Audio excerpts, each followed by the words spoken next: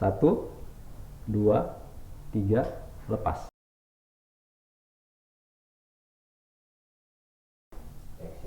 Assalamualaikum warahmatullahi wabarakatuh. Halo sahabat Mansal, bertemu lagi dengan saya Tahta Mardutila Hasim dalam program Mansal Podcast.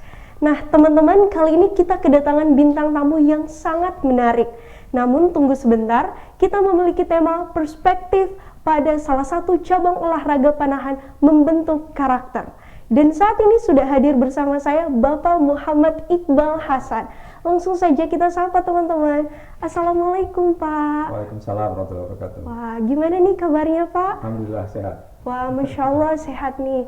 Nah, saya sangat tertarik dan penasaran gitu dengan pembahasan kita kali ini salah satu cabang olahraga gitu nih Pak, yakni panahan gitu.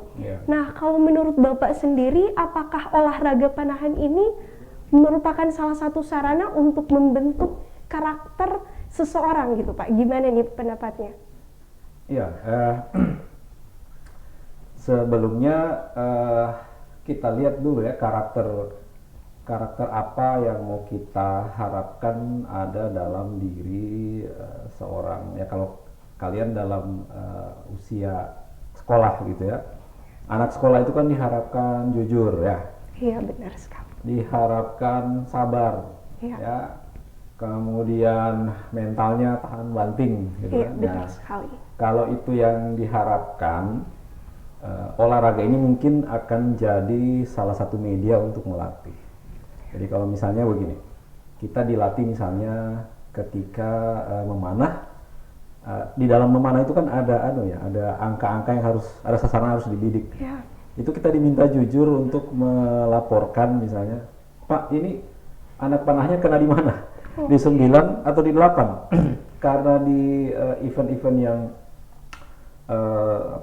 jarak tembaknya cukup jauh misalnya begitu, itu bisa saja kita menipu lah istilahnya dalam tanda petik. Ya, angka 8 kita katakan 9 atau kena di 9 kita katakan 10 dan sebagainya. Jadi itu melatih jujur itu seperti itu.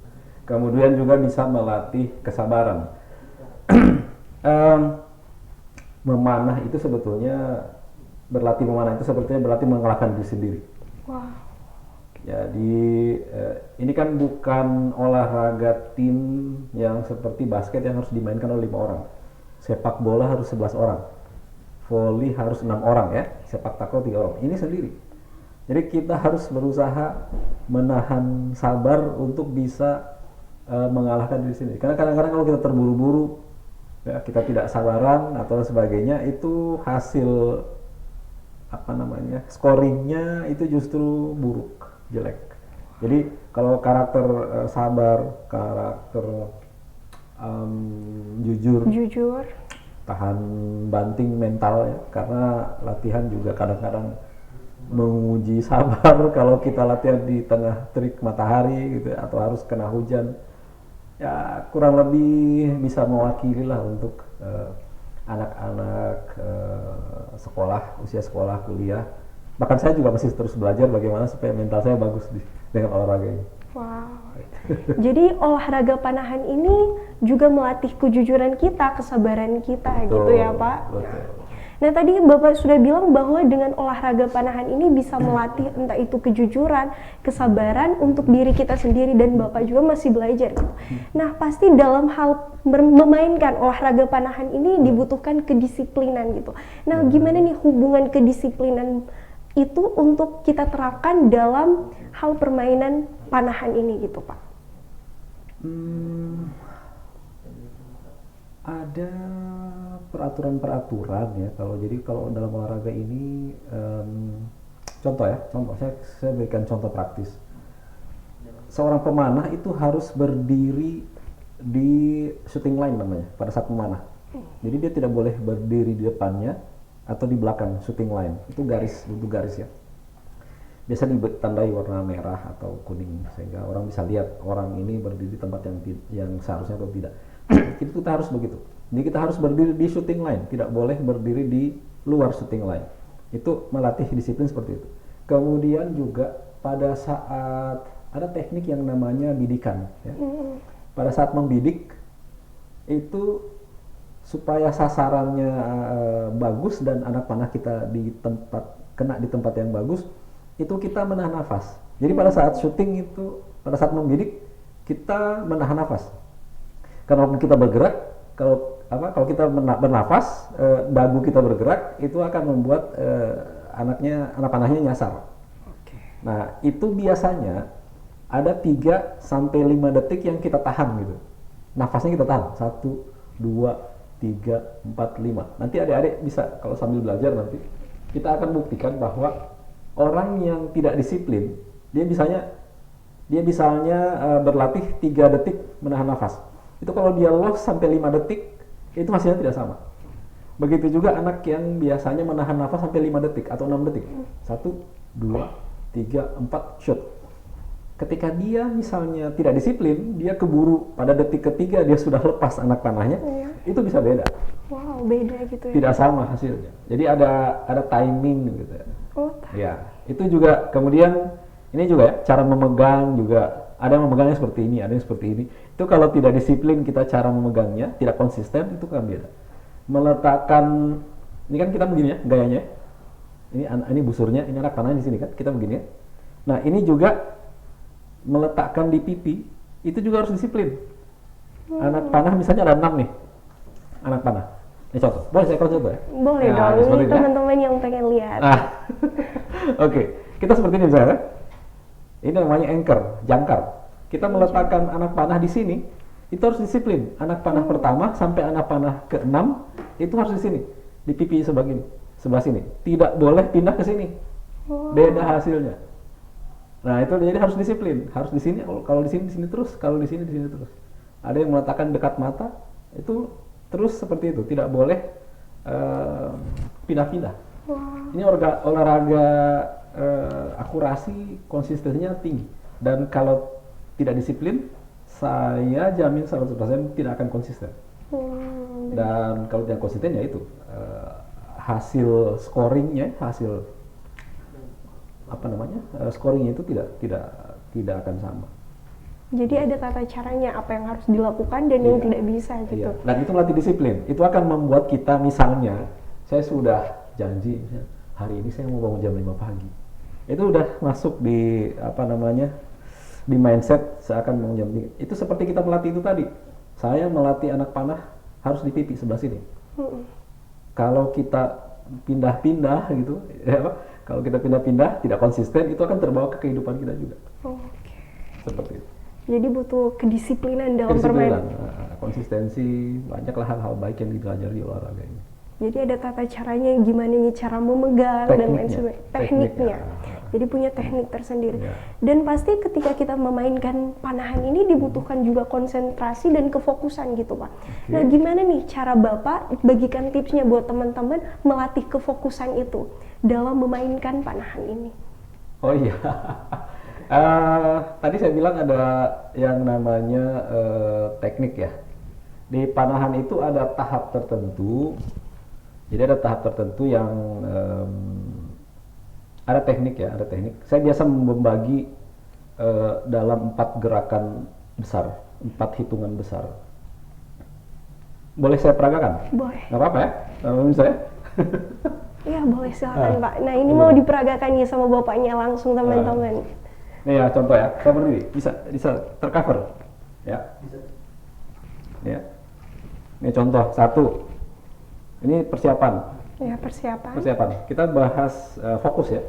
Pada saat seperti ini, jadi gerakannya 1, kemudian 2, 3 ditarik, 4 di shoot, lepas ya. 1, 2, 3, lepas. Nah, kalau kita bicara tentang fokus seorang archer, seorang pemanah itu dimulai pada saat posisi kedua. Jadi pada saat seperti ini, 1 ya, pada saat posisi setup itu kita harus lepas dari dunia kalau istilahnya. Jadi tidak boleh ada, misalnya ada motor lewat, ayah lewat, gitu. Aduh ada jemputan, itu tidak boleh seperti itu. Jadi pada saat posisi setup seperti ini, semua, makanya pandangan harus ke sasaran. Jadi pada saat posisi setup, tangan dijauhkan, tangan kiri lurus, dan pandangan sudah di sasaran. Itu pada saat seperti itu kita tidak boleh lagi memikirkan hal lain selain bagaimana caranya anak panah sampai di titik yang kita harapkan. Jadi kalau misalnya ada yang manggil saya Tata gitu kan, Tata ini ada jemputan, itu diabaikan. Jadi kita benar-benar membebaskan diri dari apa istilahnya? Gangguan. Benar. Ada suara, ada bau, ada getar, ada panggilan, itu harus diabaikan pada saat kita posisi satu. Itu kalau kita bicara, kita hubungkan dengan teknik ya. Fokusnya seperti itu. Nah, kalau melatih fokus sih ada banyak cara ya. Nah, ini Pak. Ada banyak cara. Beberapa cara yang saya terapkan ke anak-anak supaya mereka fokus pada saat mengabaikan lingkungan itu benar-benar terjadi pada saat posisi tadi. Nah ini Pak, saya mau potong sedikit nih Pak. Ya. Bisa Bapak perkenalkan alat-alat yang ada di depan kita saat ini, mulai dari panahannya. Diperkenalkan dulu nih biar teman-teman semua tahu. Baik. Ambil lagi kalau gitu.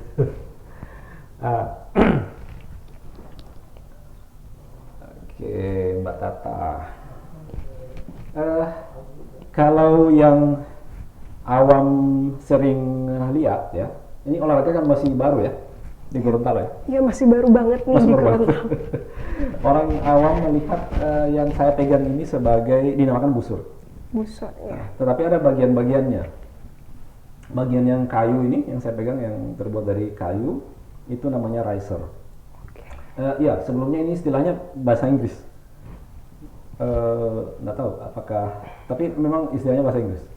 Ini riser, kemudian ada yang melengkung, ini namanya limbs, limb tapi karena selalu dua, maka kita menyebutnya limbs, ada S-nya bahasa Inggris. Kemudian ada arrow rest, ini tempat meletakkan anak panah pada saat dia siap untuk ditembakkan. Gitu. Seperti ini, ya. Ini arrow rest namanya. Oke. Kemudian ada yang namanya string. Kalau di mana-mana tali juga string namanya, apalagi ya. Di gitar juga namanya string, di biola. Ini panahan juga mengikuti istilah itu, string. Kemudian ada knock point. Knock point untuk menandai sebuah anak panah itu diletakkan selalu pada knock point, pangkalnya. Pangkalnya di situ. Ya, seperti ini. Mungkin kalau bisa disorot ya. Jadi seperti ini. Nah, ini. Jadi ada riser, ada limbs, ada string, ada knock point. Kemudian anak panah. Anak panah itu ada beberapa bagian juga. Yang panjang ini namanya shaft ya. Bagian yang panjang ini namanya shaft. Kemudian ini yang namanya fence, yang sayap. Kemudian ada namanya knock, dan bagian yang tajamnya itu kita namakan point. Ya. Nah, pada saat latihan kita membutuhkan beberapa alat. Kita membutuhkan beberapa alat.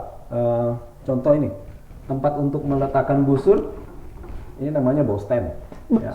Jadi pada saat tidak dibutuhkan, ini tidak diletakkan di kursi, tapi diletakkan di sini. Kalau di kursi nanti keduduk jadi patah nanti. Ya, jadi diletakkan di bow stand. Kemudian juga ini ada alat pelindung jari. Ya. Pelindung jari. Menarik string itu sakit kalau tidak pakai pelindung jari. Ya. Ups, maaf. Ya. Seperti ini. Ya. Kalau kita tidak pakai pelindung jari, jari kita akan kesakitan. Oke, kalau 1-2 kali ya. Tapi kalau dalam pertandingan, seorang pemanah itu melepaskan sampai 300 anak panah. 300 kali shot. Itu bisa sakit, bisa luka malah. Sehingga harus menggunakan yang namanya pelindung jari. Begitu juga yang namanya ada pelindung lengan. Kalau ini diletakkan di sini. Ya. Bentar.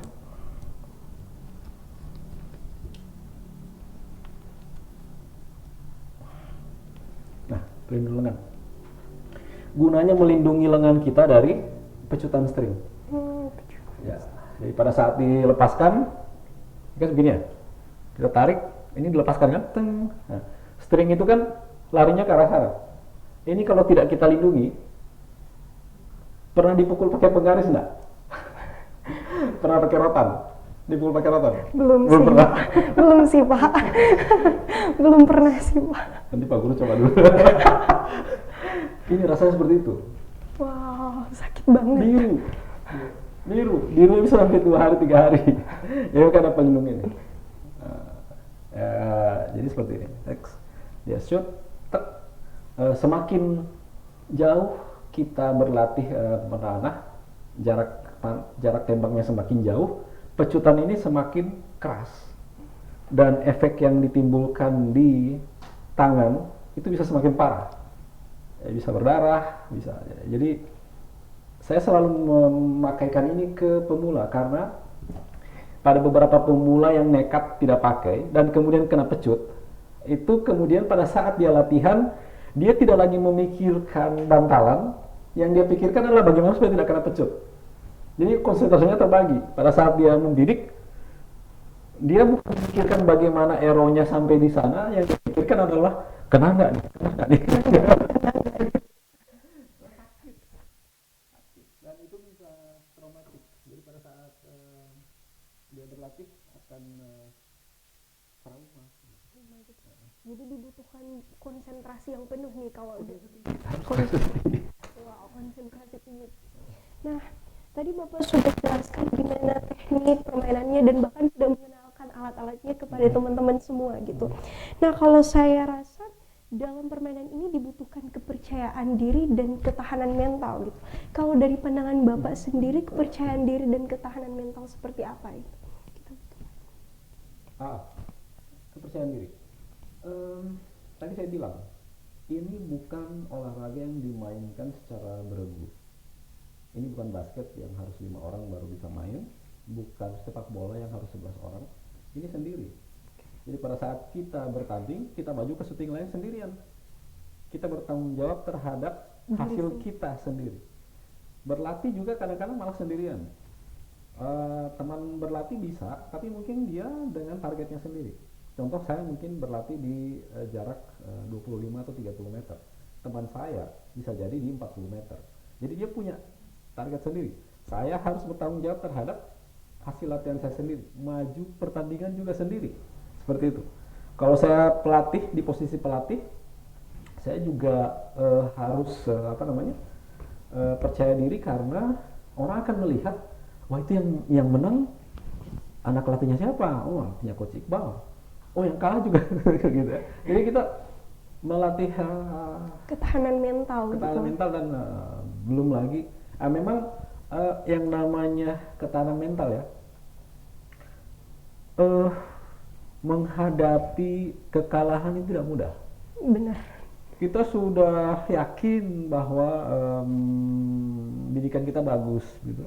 Tiba-tiba panas terlalu terik misalnya. Atau yang kita harapkan cuaca mendukung, tiba-tiba hujan sehingga itu tidak fokus, atau mungkin kita flu, atau misalnya dikabari wah ada saudara meninggal dan sebagainya, sehingga mau tidak mau mempengaruhi hasil kita. Dan itu kalau kita tidak tahan mental, mungkin selamanya kita tidak akan pernah lagi latihan, malas gitu, karena tidak bisa menerima hasil yang buruk.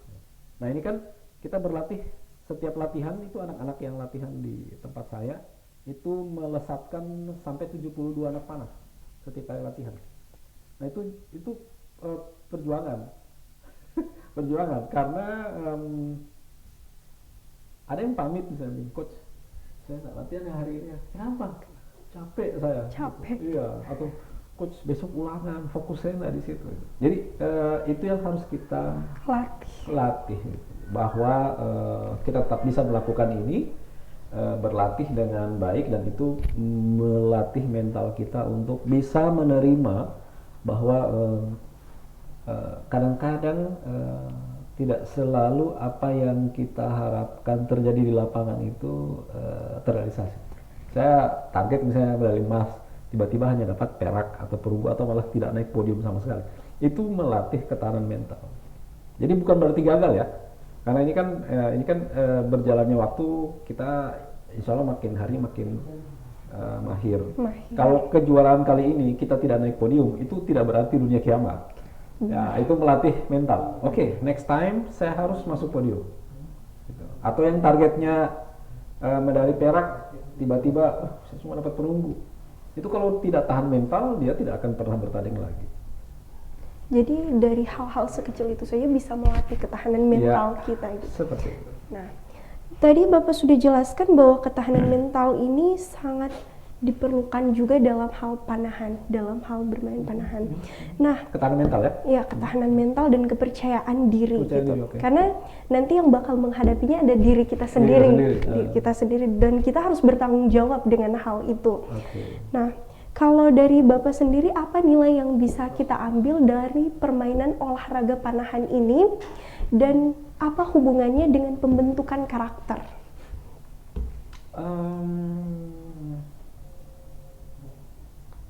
Ada seorang anak di tempat latihan saya, bukan seorang, malah ada beberapa orang yang ketika datang, saya melihat tingkat lakunya masih SD sih ya, masih SD.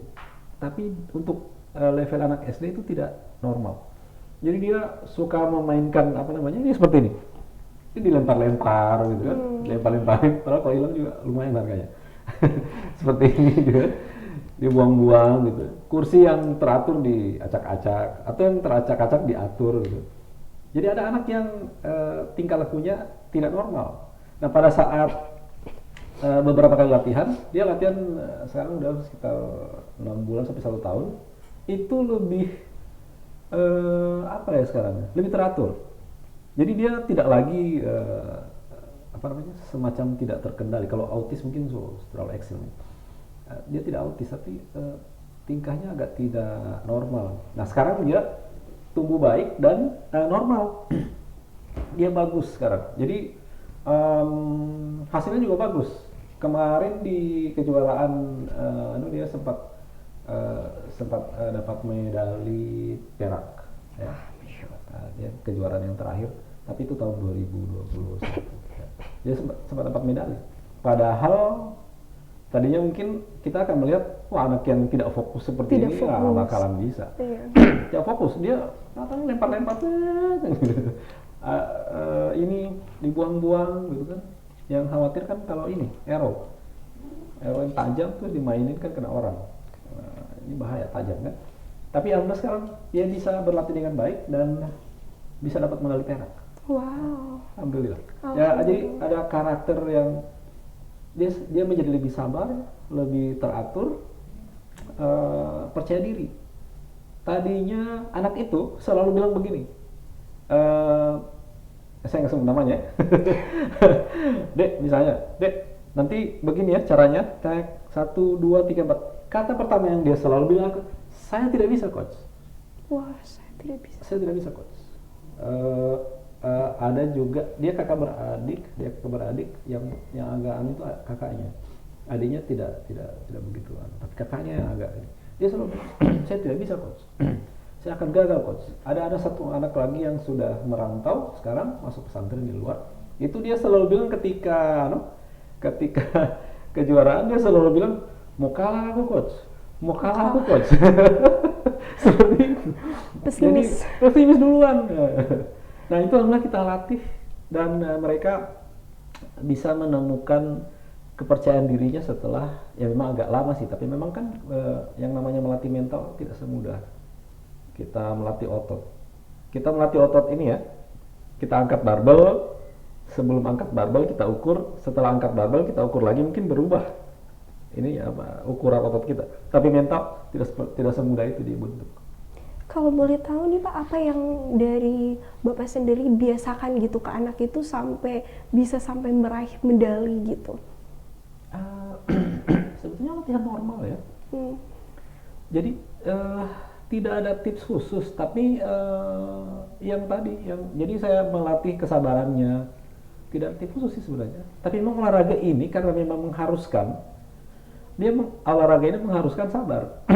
Kalau dia nggak sabar, dia tidak akan bisa memanah dengan baik, dan itu dia rasakan. Jadi kalau dia merasa sabar, dia kemudian perkenaan anak panahnya bagus, kena 10, kena 9. Kalau dia sabar, kalau dia tidak sabaran bisa lari ke 5, ke 4 gitu kan. Dia melihat itu. Jadi dia belajar dengan dirinya sendiri. Tadi saya bilang kan, ini olahraga yang kita bertanggung jawab dengan hasil kita sendiri.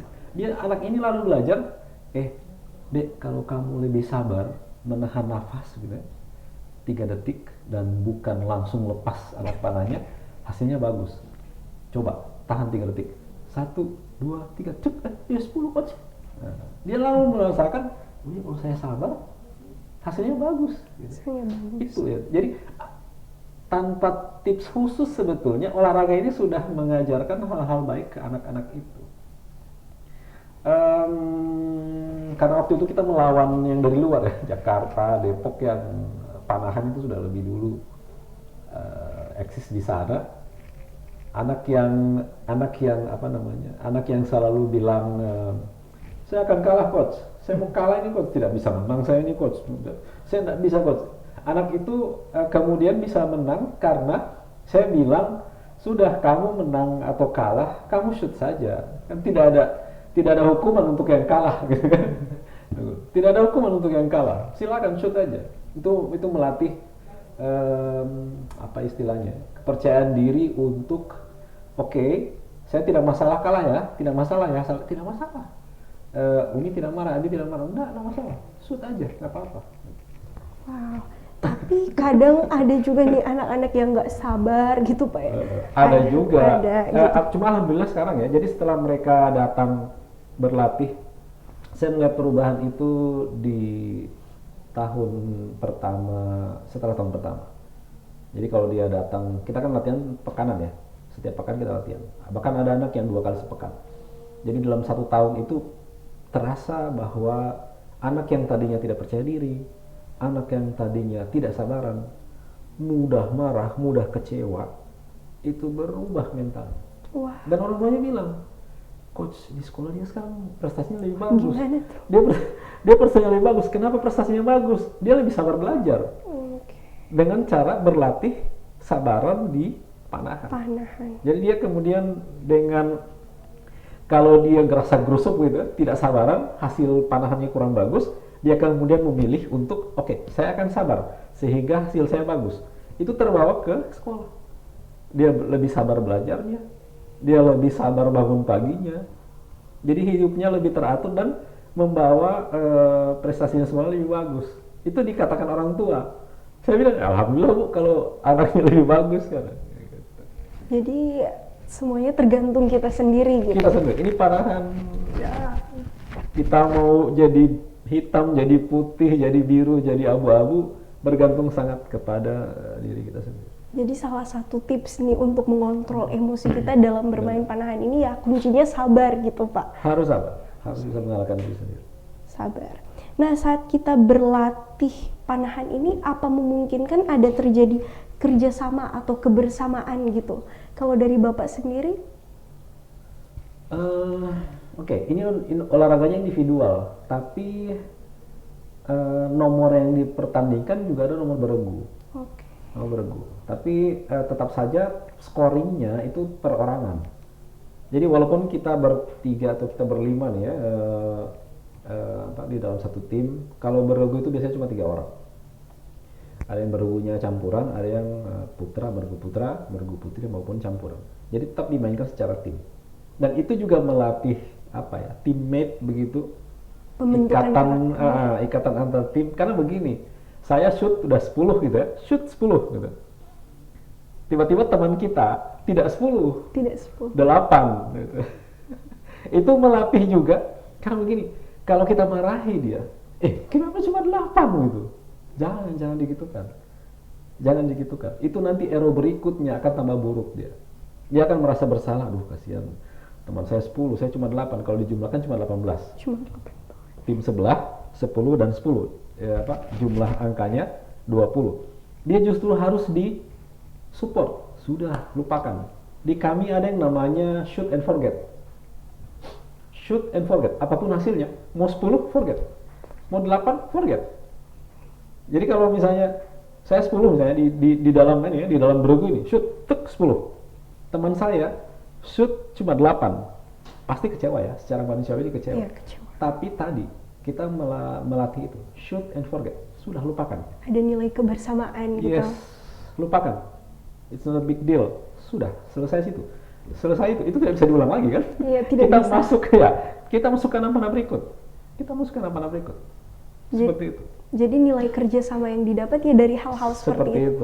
Kita bertoleransi dengan Teman-teman. bertoleransi dengan hasil yang didapat teman. Dan juga itu harus kita dapatkan juga. Jadi teman juga harus bisa bertoleransi dengan kita. Dia bagus, kan sebaliknya. Teman kita bagus, kita yang nggak bagus. Kita juga harus mendapat support yang sama. Shoot, cuma 7, tenang bal, aman. Kita masih ada arrow berikutnya. Oke, shoot. Gitu. Jadi nilai kerjasamanya ini And forget. dari saat kita saling mensupport ketika kita bermain atau dalam tim, itu ya nilai kebersamaan dan kerjasamanya. Betul. Seperti itu. Nah, kalau dari Bapak sendiri selama memainkan olahraga panahan ini, apa saja tantangan atau rintangan yang dihadapi gitu, Pak? Tantangan yang terutama itu dari diri sendiri. Malas. Oke. Dan yang paling berbahaya adalah malas ketika kita baru saja berprestasi. Oke. Kalau kita, pengalaman saya ya, kita belum naik podium misalnya, kalau dari sisi saya sebagai pelatih, anak pelatih saya belum naik podium, saya akan berusaha supaya next event dia harus bisa naik podium. Mau perunggu, emas, perak, pokoknya harus naik podium. Atau paling tidak kalau di kejuaraan-kejuaraan yang lebih luas, lebih besar, paling tidak Gorontalo bisa nangkring di 16 besar misalnya, atau di 8 besar gitu ya. Karena saingan di luar Gorontalo banyak sekali gitu. Ya, jadi kita harus sadar diri juga dengan target-target. Nah, dengan seperti itu kita harus bisa menahan diri untuk berusaha supaya anak latih saya dapat podium misalnya. Tapi begitu dapat podium, dapat emas malah kadang-kadang. Ketika dapat emas, itu lalu kita berpuas diri. Oh, dapat emas. Siapa tuh? Oh, anak latihnya Coach Iqbal dari Salman Archery gitu. Setelah itu 2 pekan kemudian, 3 pekan akan datang situasi yang mengatakan tidak usah latihan, kamu dapat emas lagi nanti. Itu berbahaya sekali. Jadi rasa malas dari diri sendiri itu sangat mengganggu. Gitu. Dan itu tapi begini, itu gunanya kita latihan di dalam sebuah klub. Di klub itu kita bisa melihat bahwa teman saya ternyata hasilnya lebih bagus dari saya. Itu akan memecut lagi. Oh, saya harus latihan lagi nih. Harus berusaha Harus nih. lagi. Gitu. Kan misalnya, oke lah, saya dapat emas kali ini kan. Teman saya tidak. Pada saat event, tapi pada saat latihan pekanan, kita kan hitung-hitungan skor juga. Serak. Kenapa hasil saya buruk? Yang teman yang ini yang tidak dapat podium malah bagus. Artinya, kalau ada event berikut dia berpotensi dapat podium. Nah, itu akan memacu saya mengalahkan rasa malas yang tadi. Dan itu gunanya kita berlatih di dalam sebuah klub bersama-sama dengan teman yang lain. Jadi itu nih cara Rasa malas itu sangat berbahaya. rasa malas. Puas diri ya, berpuas diri, malas itu sangat berbahaya untuk seorang atlet. Nah, jadi teman-teman, rintangan yang kita hadapi itu ya dari diri kita sendiri dan salah satunya rasa malas gitu. Nah, tadi juga Bapak sudah menjelaskan terkait dengan manfaat dari olahraga panahan ini gitu. Nah, kalau dari Bapak sendiri bagaimana cara Bapak untuk mengaplikasikannya dalam kehidupan sehari-hari Bapak? Iya. Karakter yang tadi dibangun, kita bicara tadi di awal ya, karakter jujur, karakter bertanggung jawab terhadap hasil sendiri ya, tidak mudah menyerah, menjauhkan rasa malas, konsistensi dan sebagainya, itu terbawa, saya bekerja ya, itu terbawa ke dunia kerja, Kalau untuk adik-adik barangkali akan terbawa ke dunia belajar, ke sekolah. Apa ya contohnya ya? Contohnya apa ya? Kita ulangan atau ujian fisika atau matematika misalnya. Kali ini ujiannya kurang bagus. Karena belajar di sini, belajar di Panahan, saya nggak mau. Latihan berikut saya harus lebih bagus dari teman saya yang di sebelah. Itu akan membangkitkan semangat, juga terbawa semangat ke dunia belajar. Kalau di saya, itu saya praktekkan di pekerjaan. Jadi saya punya sejawat gitu ya. Saya punya sejawat dan kita bisa menilai hasil pekerjaan kita dibandingkan dengan sejawat kita. Kalau dengan sini barangkali guru-guru ya. Kan ada beberapa guru matematika, ada beberapa guru bahasa Inggris ya. Kan kita bisa melihat, mengukur kemampuan kita sendiri. Itu fighting spiritnya itu terbawa ke dunia kerja. Kalau kalian nanti kalau kalian belajar berlatih dengan baik, fighting spirit itu akan terbawa ke dunia belajar, ke dunia akademik kalian. Nanti kalau kuliah akan lebih fight, lebih fokus dan sebagainya. Jadi terbawa ke dalam kehidupan saya. Terbawa. Dan itu karena masuk ke mindset, tidak kita sadari. Tiba-tiba saja kita melamun di kamar, kenapa tadi saya ngotot ya?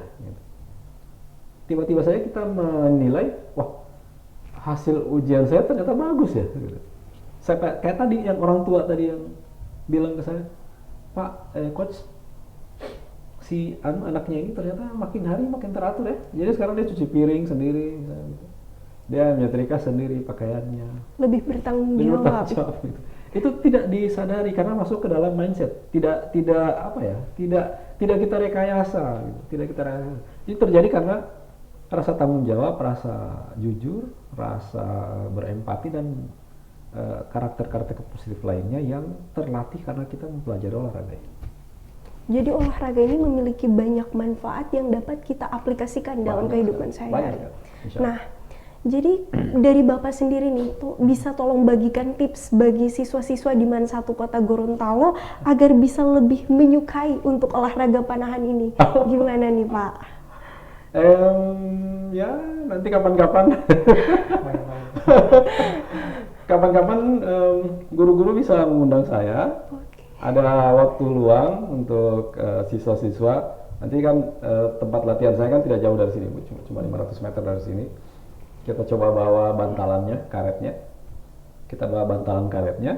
Saya bawa, ini di busur latihan di saya kan ada beberapa. Dan saya bisa bawa mungkin 3 atau 4 busur. Ini anak panah juga ada beberapa di saya. Kita latihan di lapangan, di tempat yang lebih luas, gitu. Seperti itu. Dan saya berpesan, berlatihlah panahan. Banyak sekali manfaatnya. Dan itu manfaat yang seperti saya bilang, tidak terasa lalu masuk ke dalam mindset kita, membentuk karakter, membentuk kepribadian. Itu tidak terasa ketika kita berlatih. Kita berlatih, tiba-tiba nilai kita bagus. Kita berlatih, tiba-tiba teman kita banyak. Kita berlatih, tiba-tiba jadi rajin. Dan itu baru, misalnya kalau ketika masuk kamar dan mau istirahat, tadi kenapa saya ngotot ya? Gitu. Tadi akhir-akhir ini teman saya banyak ya? Atau banyak yang muji ya? Kalau ke fisik ya, badan kamu bagus sekarang ya? Kadang-kadang di kantor begitu saya latihan tuh pakai kaos kan, buka ini kemeja dibuka pakai kaos. Ada yang bilang, bagus kan badannya baik banget. Iya karena kita latihan gitu. Ya karena latihan gitu. Dan itu tidak terasa. Lambat laun akan terbentuk secara fisik maupun secara mental. Mudah-mudahan kalau kita jalan dengan baik, latihan panahan ini untuk teman-teman di Mans 1 Kota Gorontalo yang bagus lah, fasilitasnya bagus ya, anak-anaknya juga positif, sangat cocok. Sampai undang saya ke sini, kita latihan bareng di lapangan. Nah, sahabat Mansa, tadi kita sudah membahas terkait dengan olahraga panahan, entah itu teknik, dan bahkan Bapak Iqbal sendiri sudah memperkenalkan kepada kita terkait dengan alat-alat panahan ini. Dan teman-teman, tak terasa kita telah sampai di penghujung, tapi sebelum itu kita ingin mendengarkan closing statement dari Bapak Iqbal. Nah, dari Bapak sendiri pesan-pesan yang ingin Bapak sampaikan untuk siswa-siswa di MAN 1 Kota Gorontalo. Pesan saya, jadilah, karena kalian sekarang di posisi sedang belajar, jadilah pelajar yang berkarakter bagus. Dan karakter-karakter bagus itu, kepribadian bagus, bisa kalian dapatkan di olahraga ini. Ya. Jadi, dan itu tidak harus kalian akan rasakan perubahan-perubahannya setelah berlatih panahan dengan baik. Yang saya sampaikan tadi kan teori ya. Nanti kalau praktek dan setelah 1 tahun, 6 bulan kita latihan, baru kalian rasakan, oh iya betul yang coach bilang. 6 bulan lalu coach bilang karakter kita jadi bagus, ternyata bagus ya. Seperti itu, insya Allah ya. MAN 1 Kota Gorontalo keren.